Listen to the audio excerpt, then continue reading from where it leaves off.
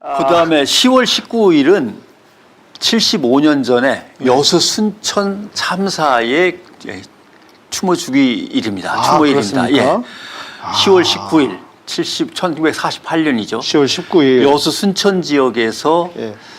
사실 제주도에서 4.3이라는 게 그때 벌어졌잖아요. 그게 소위 말하는 이제 그 못된 정권에서 말했던 예. 여순 반란 사건. 그렇죠. 반란 사건이라고 몰아갔던 그 사건입니다. 네, 지금의 네, 네. 공식 입장은 11구 여수 순천 사건 추념일입니다. 네, 네. 그래서 사실 제주도에 4.3이 벌어졌지만 제주에는 지금은 교통편이 좋아져서 여러 지역 사람들이 가서 살지만 네. 주로 호남 분들이란 말이죠. 예, 그렇죠, 그렇죠. 근데 여수 순천에 있던 군인들에게 제주에 빨리 가서 싹 쓸어버려라 네. 라는 이제 명령이 떨어지니까 여수 순천에 있던 제14연대 같은 경우나 그 밖의 연대에서는 아니 지금 나라가 세워져서 정부 수립 이후 국군을 처음 만들어가지고 지원을 했는데 네. 나라 지키는 일에 뛰어들 줄 알았더니 갑자기 국군이 총구를 그냥- 돌려서 제주도에 가서 다 쓸어버리는 작전에 투입된다니까 거기는 우리 친척들이 다 사는데 이렇게 되는 것도 있고 네, 네. 또는 물론 정치적인 성향이 이제 좌파 우파 막 한참 치열할 때니까 네. 거기에 이제 갈등을 일으키는 사람도 있고 또 하나 이제 그때는 경찰이 우위에 있고 군인은 거의 인간 대접을 못 받는 시절이었습니다. 네. 왜냐하면 경찰은 쭉 계속된 조직이고 맞아요. 군인은 이제 모집해갖고 모병해갖고 일제 이제 시대 경찰이 최고였잖아요. 최고였죠. 예. 네. 그러니까 검찰도 그 아래였고. 친일파들도 다 경찰에 다 자리 잡고 있어서 경찰이 떵떵거리고 네. 군인들은 정말 그 밑에서 심부름 정도 하는 네. 그래갖고 아주 대우도 나쁘고 자존심도 완전히 땅에 떨어져 있던 때니까 이런 것들이 물론 결합됐겠죠. 그래서 여수 순천 지역에서 군인들이 이제 항거를 했고 어마어마한 병력을 투입해서 싹 정리를 해라라고 하는데 네, 네. 거기에 이제 유명한 단어죠. 부수적 피해.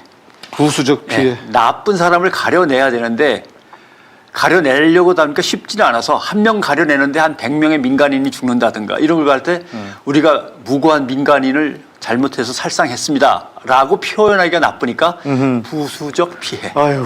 이제 이게 미국에서 쓰는 말입니다. 예.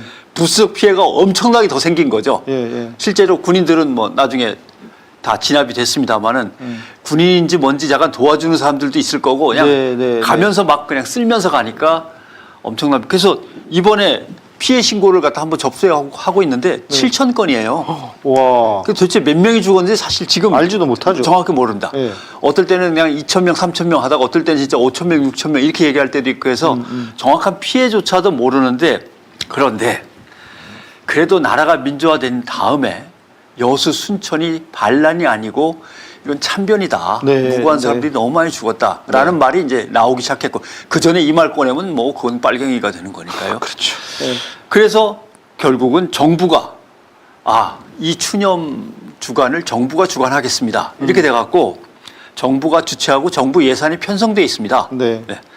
그러면 합동 추념식이 열리는데 이 합동 추념식이 여수 순천 사건이라 그러니까 거기서 피해 희생자가 나왔나 보다 하시지만 여수 순천 광양 구례 보성 그 근처. 전라남도 쪽이 네, 다, 그랬네요. 다 예. 피해 지역입니다. 거기를 돌면서 추념식이 열리죠. 그래서 정부가 주최하고 정부가 예산을 세워서 하는 거니까 네. 지난해는 장관이 내려와서 음. 자 진상규명 끝까지 힘쓰겠습니다. 유족분들한테 희생자분들한테 참 추모 또는 위로를 보냅니다. 다 했어요. 네. 올해는 장관이 못 오겠다는 거예요. 바쁘대요. 바쁘면 비행기 타고 왔다 가면 되는데 뭐 얼마나 바쁘면 아니 도대체. 장관이 해야 될 일이 뭔데 바쁘다고 이걸 안 해? 바쁘다고 밥도 안 먹나? 좋아요. 장관은 뭐 이태원 참사 때 워낙 충격을 많이 먹어서 그렇다고 치고 그럼 차관이 오면 될 거 아닙니까? 네. 차관이 안 왔어요. 그럼 누가 오냐? 차관보가 왔어요. 네. 아니 작년에는 장관이었는데 올해는 차관도 아닌 차관보가 왔습니다. 네. 예. 그래가지고 보라고 하는 거는 보좌관 정도. 보좌관이죠. 뭐 그러니까 국장 실장급인 거죠. 예, 네, 국장급이 왔던 거죠. 대통령이 와야 되는 거 아닐까요? 그러니까요. 대통령이 와야 될 것 같은데 아니면 총리가 가든지. 총리가 이 또 추모위원 진상규명과 이 추모의 위원회 위원장이에요. 총리는 뭐 아예 뭐 생각도 못 하고. 홍범도 장군 그 장군상도 철거하겠다는 이 정권인데 차관보 그 실무자 중에 그냥 그나마 좀 높은 급이긴 하지만 와서 75년 전에 무고한 시민들이 날선 이념의 대립 앞에 많이 쓰러지셨습니다. 정당한 평가와 치유까지 우리 정부는 최선을 다하겠습니다. 이게 무슨 최선이에요? 차관보가 와갖고 이런 거란 말이죠. 아 이게 그러네. 19일이면은 대통령이 어디 갔다 온 국민은 거예요? 언제나 무조건 옳다 이 발언하기 전이네. 전이에요. 아, 이거 이념은 중요하지 않다. 민생을 챙겨야 된다. 책상머리에 앉아 있지 마라. 이거 말하기 전이네. 그리고 사실 그 뒤에 가로가 있을 거예요. 에휴, 선거만 아니면 내가 그렇죠. 이런 말도 안 할 것인데 뭐라고 하면서 네. 국민은 언제나 무조건 옳다라고 했는데 국민이 무고하게 거의 학살당하다시피 죽었던 참변에 대해서조차도 어이 차관보 너나 빨리 후딱 갔다 와라고 하는 것은 이건 말이 안 됩니다. 자, 그래서 뭐 이게 또 그럼 우리 세월호 때 또 이 얘기 또 해야 되잖아. 4월 달에 가면 또. 그렇죠. 예? 예. 이놈의 정권은 그쵸.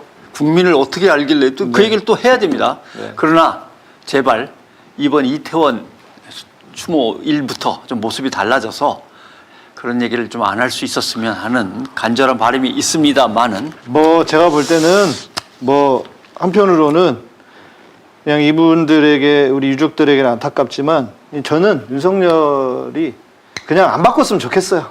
아무것도 안 하고 그냥 가만히 있는 게 낫지. 이거든 저거든 다 꼴불. 아니, 이게 이렇게 한다고 해서 이게 진심으로 하겠습니까? 이 인간이?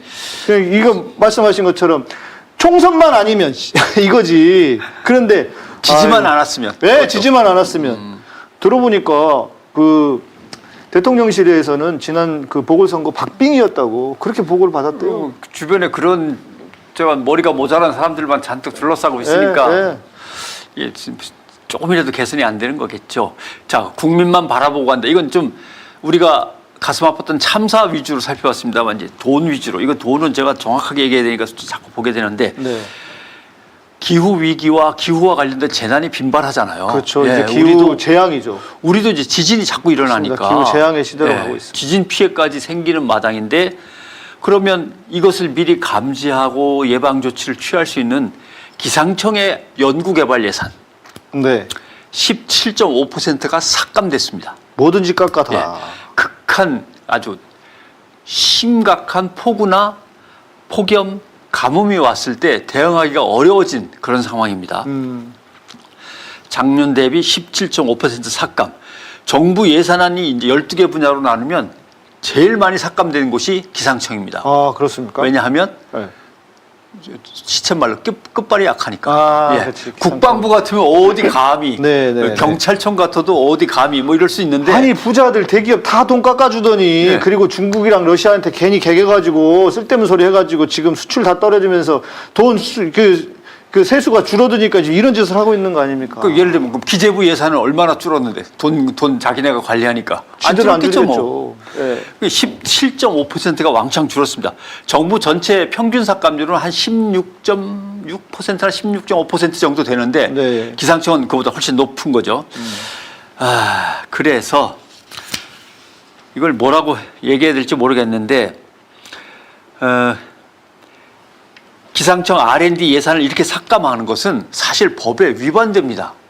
왜냐하면 과학기술기본법이라는 게 있는데 네. 여기에는 엄연히 과학기술기본법은 중요한 연구개발 예산에 대해서 지원하도록 아예 법이 명시하고 있어요. 그 법이 있으니까. 예, 과학기술기본법이 있습니다. 아이고 헌법을 이렇게 맨날 노래도 부르는 양반이. 그다음에 윤석열 대통령은 공약사항이에요. 네. 예, 기후 위기에 대응하는 이 연구개발 예산과 뭘 각종 알고 대응 예산을 얘기했겠습니까? 설마. 네, 그렇고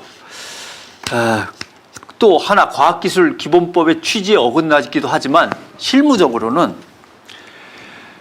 과학기술기본법에 의하면 이 R&D 연구개발 예산이라고 하는 건 6월 30일까지 제출해야 돼요. 국가에 상당히 중요하고 법을 따로 만들어서 관리하는 예산이기 때문에 다음 해에 예, 미리 내년에 쓸 걸 예. 6월 30일까지 내놓고 충분한 토의와 검토를 거쳐서 국회가 마지막에 확정하도록 이러는 게 과학기술기본법의 취지입니다. 네. 6월 30일인데 53일 초과했어요. 서류 만들다 보니까 며칠 추가하면 이해를 하겠는데 53일 초과했습니다. 이건 오. 법상으로 법규에 정식으로 위배되는 그러네요. 사항입니다. 네. 취지도 위반했고 법 규정도 위반한 사항이죠.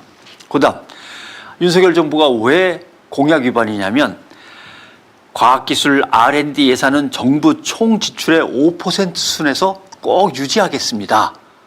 이렇게 얘기했거든요.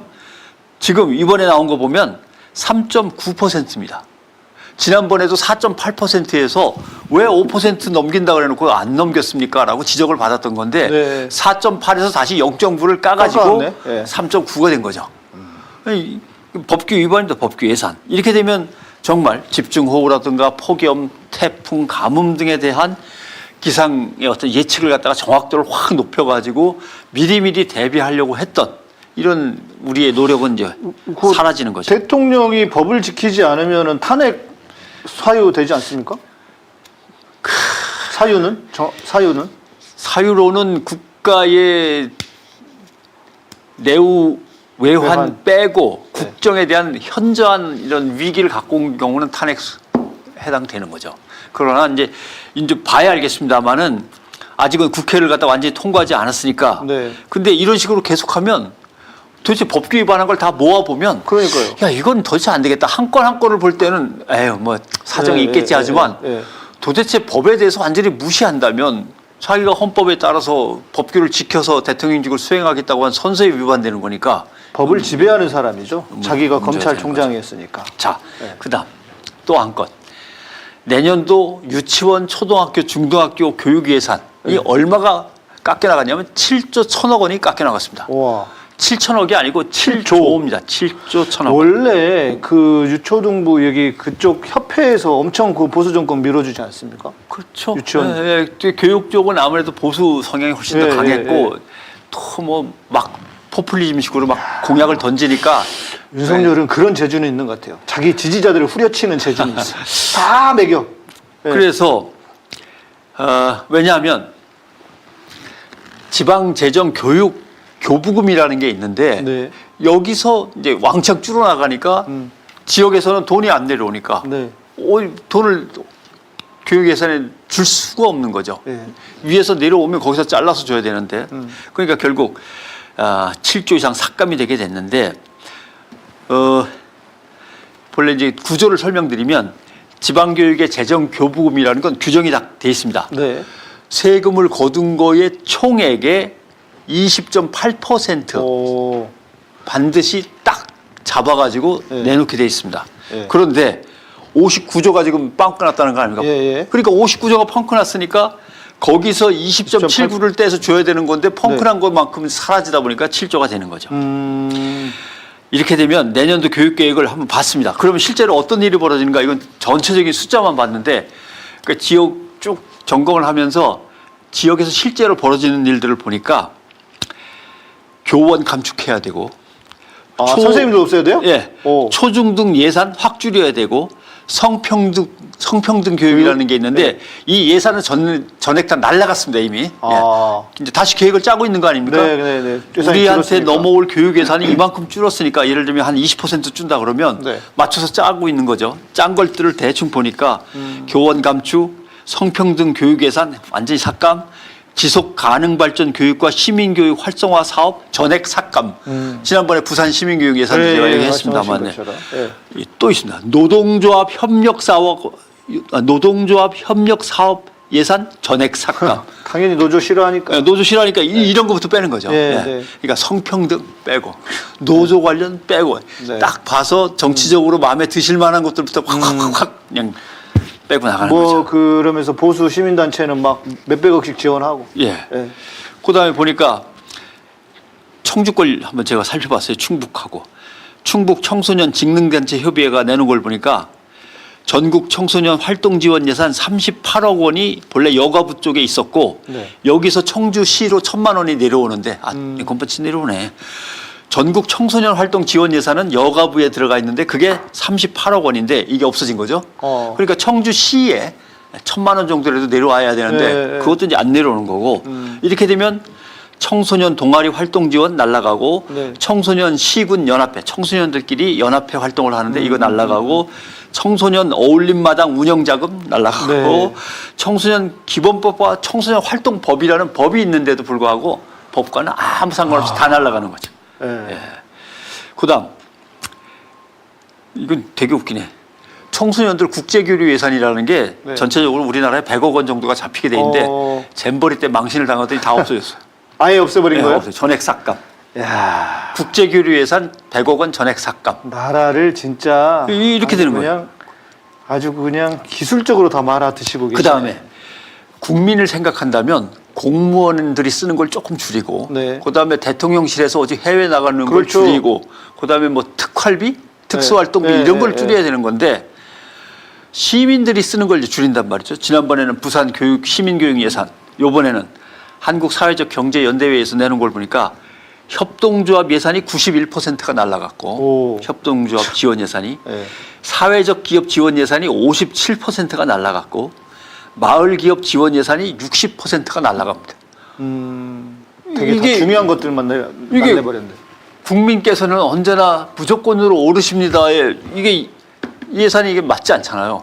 특히 행정과 정책과 재정에서는 사랑은 돈으로 표현하는 거거든요. 그렇죠. 돈으로 네. 표현 안 된 사랑은 다 거짓말입니다. 교회에서 이렇게 가르치면 큰일 나죠. 사랑은 돈으로 표현되는 것뿐만 아니라 마음과 영혼으로 뭐든 다 해서 표현되는 거겠지만 정부의 재정 정책은 돈으로 표현 안 되는 건 다 거짓말입니다. 그러니까 이게 어떻게 이럴 수가 있냐 말이죠. 아, 이게 이거네요. 국민은 언제나 무조건 옳다가 앞에가 빠졌어. 예. 뭐였냐면 그게 나를 지지하는. 지지국민은- 나를 지지하는 국민은 뭐 이거지. 예. 자기를 지지하지 않는 시민들, 시민사회, 교육도 없애버리고 청소년 날리고 아이가 뭐 자기하고 관심 없고 자기 지지하지 않는 사람들 다 날리는 거 예. 아닙니까? 그러니까 그다음에 이제 교육 예산 중에 학교 문화예술 교육 사업이라는 이제 예산이 있습니다. 50%가 이제 날아가는 거죠. 네. 예. 여기서 이제 각 지역으로 돈이 다시 내려가야 되는데 50%가 날아갔으니까 기존에 하고 있던 사업도 못 지키는 거죠. 그러겠죠. 그러면 새로운 사업, 새로운 사회의 어떤 발전이나 변화에 따른 트렌드에 맞춘 그 교육 문화 사업이라는 건 이게 트렌드에 맞춰서 계속 나와야 되거든요. 네. 모습을 바꿔가면서. 신규 사업은 상상조차 못하는 거죠.